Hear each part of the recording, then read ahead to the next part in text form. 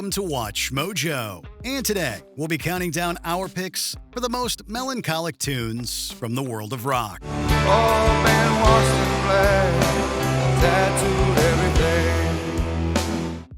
Number 19, Borderline, Thin Lizzy. Midnight in the big city, at the bar drinking all on my own.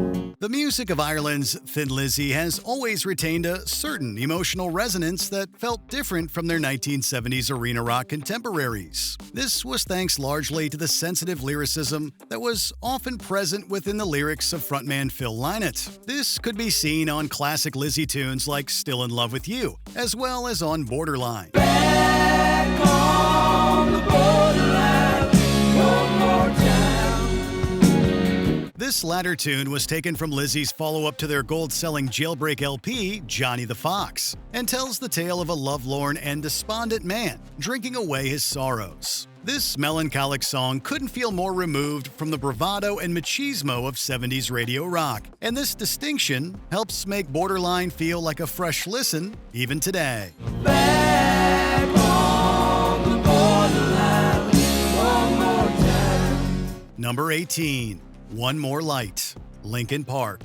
Should have stayed, were the signs I ignored. The demise of Linkin Park frontman Chester Bennington shortly after the release of this seventh studio album made One More Light feel almost like a coda of sorts for fans. Followers of this formative rap metal group that were devastated by Bennington's death felt even more troubled after listening to how One More Light directly referenced the subject of self-destruction.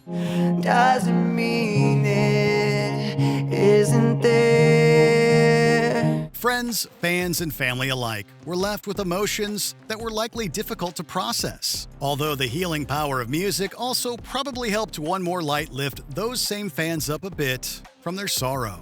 Who cares if one more light goes out? Well, I do. Number 17, Wake Me Up When September Ends, Green Day. Summer has come and passed. The innocent can never last. The medium of music video can have a huge impact with how we process certain songs and how they make us feel. Wake Me Up When September Ends was notable for having an incredibly sad music video, one that deals with a young man heading off to war and the love he leaves behind at home. Here comes the rain again, falling from the stars. The reality behind this Green Day hit was equally sad, however, since Wake Me Up When September Ends was actually written about the death of Billy Joe Armstrong's father. This makes the song hit fans on a number of different levels. Wake me up when September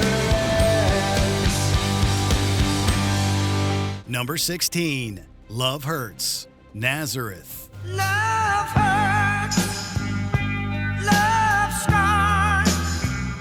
It was a popular prom theme back in the 1970s, despite lyrics choices that feel anything but romantic. Love Hurts was originally by the Everly Brothers and received the cover treatment from artists like Roy Orbison and Graham Parsons before the Scottish rock group Nazareth arranged it into a power ballad for the ages.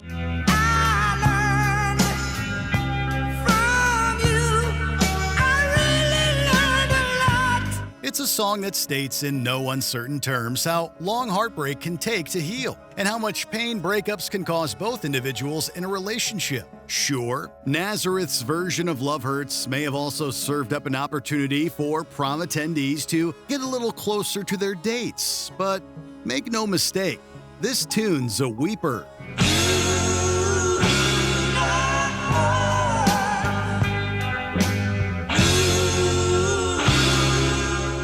Number 15, Fell on Black Days, Soundgarden.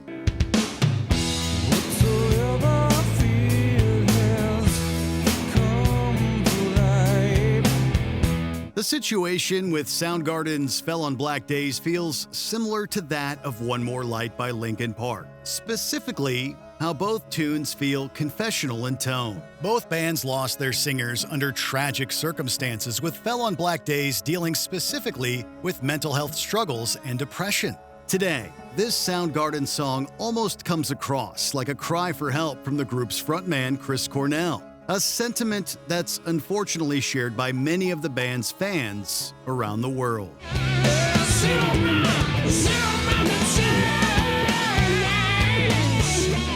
We're hoping that somebody out there can find some comfort within the music that Soundgarden decided to share with the world.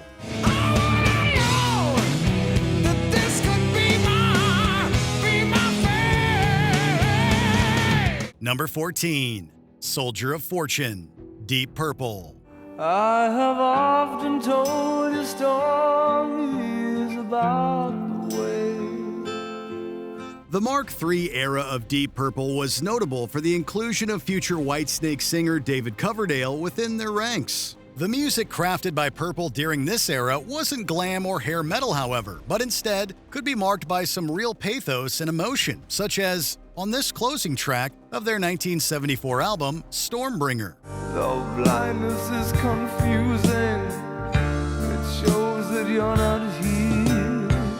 Soldier of Fortune makes the most not only of Coverdale's sensitive bluesy voice, but also of guitarist Ritchie Blackmore's generational guitar talents. It's a weary and sad tune about getting older, feeling forgotten, and lost in a world where one no longer knows their place. At the same time, however, we can't help but return to this place of sorrow every time we revisit Mark III era Purple's greatness. Guess I'll always be a soldier of fortune.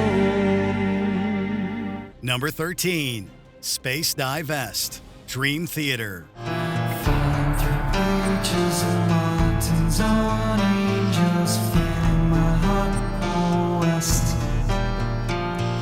The progressive metal titans in Dream Theater didn't play Space Divest for years after the departure of that song's composer, Kevin Moore, back in 1994. Now, the reasons for this may have been how personal Space Divest felt to Moore as a songwriter, but there's also no denying how this song also evokes so many frequently sad emotions. There's no one to take my blame if they wanted to.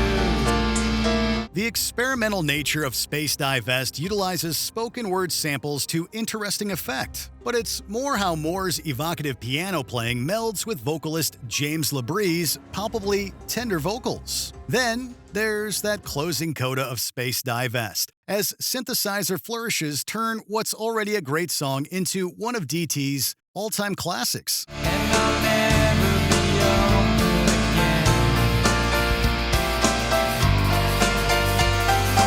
Number 12, The Living Years, Mike and the Mechanics. Every generation blames the one before. There's no denying how Mike Rutherford's great looping guitar lick assists The Living Years from Mike and the Mechanics in being one of the 1980s most awesomely underrated tunes. Beyond this, however, it's also how The Living Years speaks so poignantly about heavy subjects within its lyrics. Subjects like regret and anger about not patching up an estranged relationship in time before that person passes away. As well as you hear. This brings up emotions about being left behind, about how we become distanced from those friends or family that once meant so much. Mike and the Mechanics had something to say with this one, and a lot of people seemed to be listening. We don't see eye to eye. Number 11, Tears in Heaven, Eric Clapton. Would you know my name if I saw you in heaven? It's the song we honestly wish was never written. We say this because the inspiration behind its composition is just so terribly tragic and sad that it barely seems plausible. The death of Eric Clapton's young son Connor made headlines around the world. But it's how the guitarist makes his instrument cry in this song that makes us shed real tears. Time can bring it down, time can bend beneath. Meanwhile, the lyrics for Tears in Heaven speak to just how unfair it is that Connor Clapton's life didn't get a chance to begin before it ended in the blink of an eye. There will probably be few ballads as sad as this one to come down the pipeline. And for that, we're actually pretty grateful. 'Cause I know I don't belong here in heaven. Number 10. Nothing Else Matters. Metallica. The word sad can mean a lot of things, as we'll see throughout this list.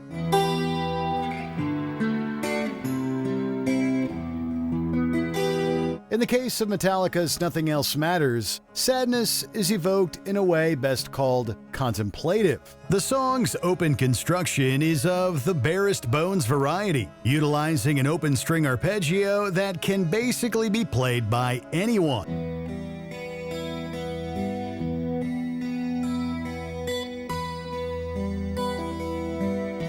However, it's how the arrangement flourishes as the song goes on that allows Nothing Else Matters to connect with its audience. The orchestral accompaniment by composer Michael Kamen underscores this song's emotional core of yearning and desperation, while songwriter James Hetfield undertakes a rare outing on lead guitar.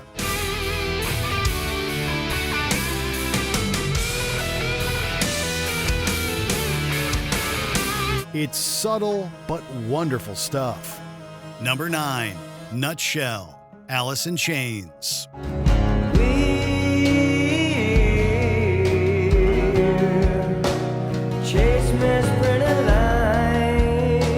In what's almost certainly a tragic theme running through this video, here we have yet another example of a modern rock frontman dying before their time, and a tune left behind to remind fans of what they lost. Nutshell spoke directly to Alice in Chains singer Lane Staley's struggles with substance use disorder, while also opening up about other mental health issues, such as depression.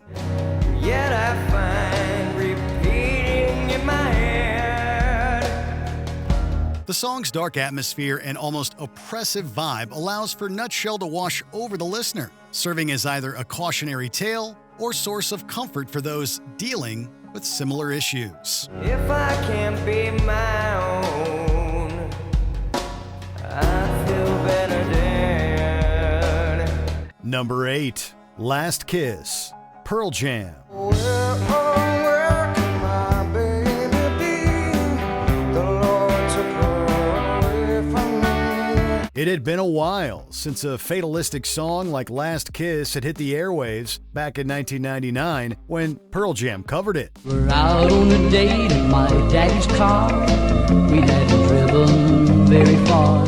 This 1961 tune from soul rocker Wayne Cochran was a crowning jewel from the teenage tragedy songs of its day, a la Leader of the Pack. I'll never know.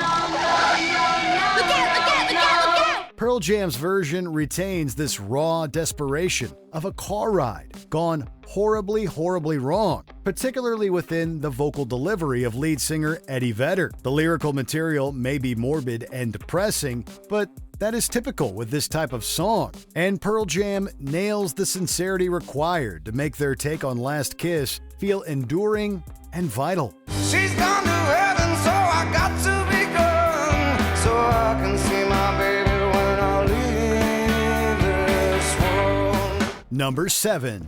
Everybody Hurts. REM. It's a chorus that everyone knows and to which all can relate. When your day is long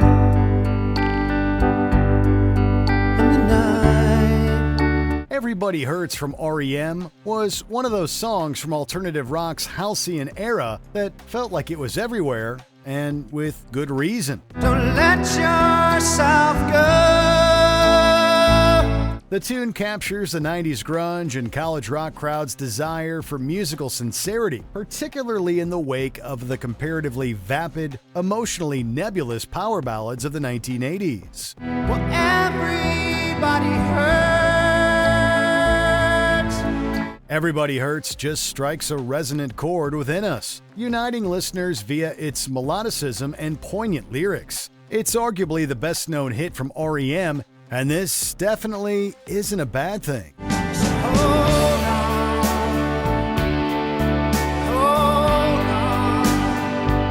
Number 6, My Immortal, Evanescence. I'm so tired of being here. It ultimately doesn't really matter if you're listening to the demo version of My Immortal by Evanescence that appeared on their debut album Fallen, or the re-recorded band version. Both tunes will make you cry.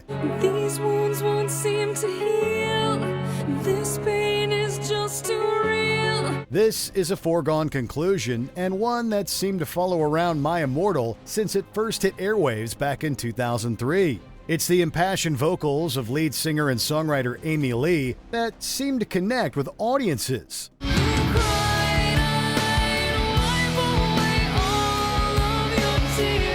This is a feat at which Lee always excelled, and My Immortal's rather stark arrangements allow the richness of her voice to shine through. Meanwhile, the band version rocks out near the end for a little emotional release, but both versions of My Immortal contain plenty of pathos.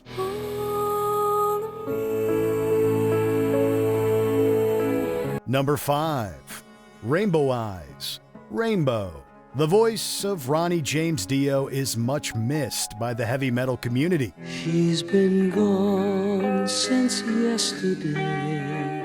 This is thanks largely to his ability to alternate easily between power, passion, and tenderness. Rainbow Eyes is perhaps Dio's most poignantly fragile vocal performance and a highlight from his career with 70s rock legends Rainbow. No signs of mystery. The song possesses great guitar work from Ritchie Blackmore and some wonderful orchestration, but who are we kidding? This is the Dio show, full stop. She lay cold in the sun. The man's tender singing lends some emotional heft to Rainbow Eyes and makes it stand out from so many other classic rock songs of the day. We just can't make it through this one without some waterworks happening, and we're okay with that.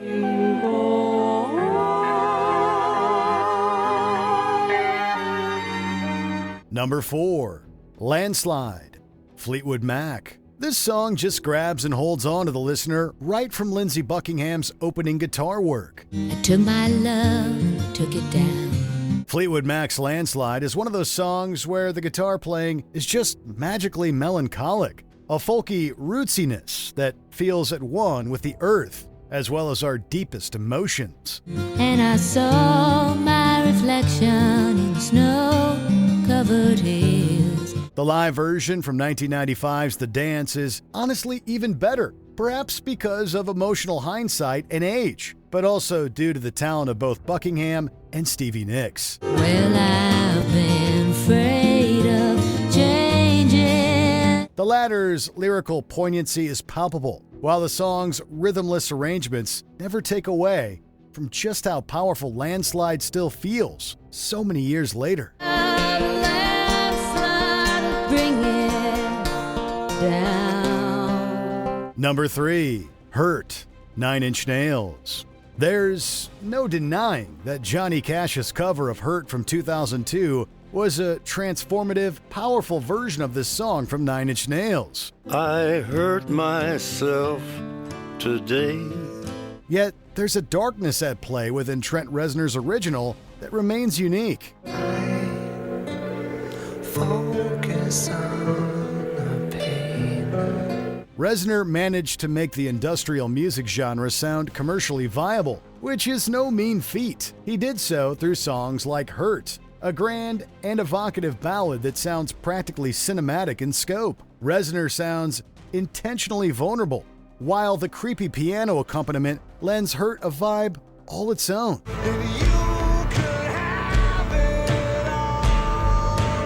There's nothing fake about this one, and Hurt hits those raw notes within us all.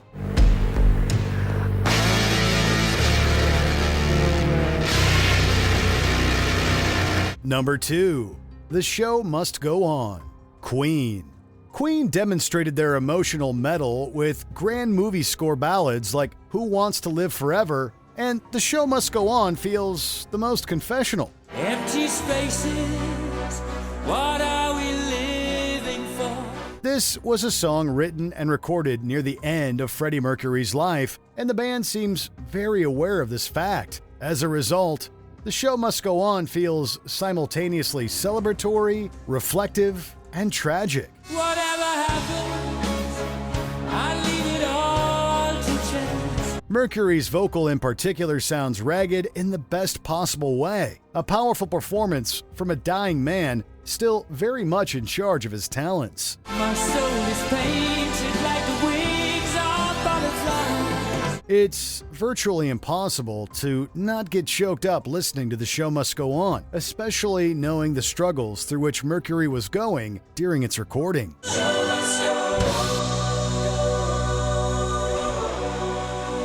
Before we continue, be sure to subscribe to our channel and ring the bell to get notified about our latest videos. You have the option to be notified for occasional videos or all of them. If you're on your phone, make sure you go into your settings and switch on notifications. Number 1. Hallelujah, Jeff Buckley. The bloom wasn't yet off the rose for the seemingly endless covers of Leonard Cohen's Hallelujah back in 1994 when Jeff Buckley released his definitive version. I heard there was a secret chord. The song's remarkable melancholy hadn't yet been discovered by the masses at this point, and this makes Buckley's performance feel, pardon the pun, like a secret. Baby, I've been here before.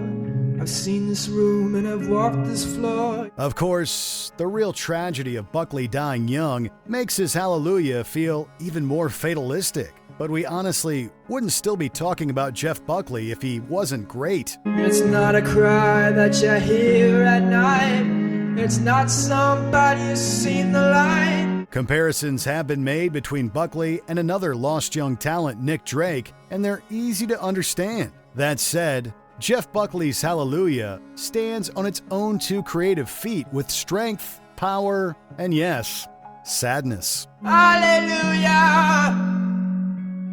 Hallelujah.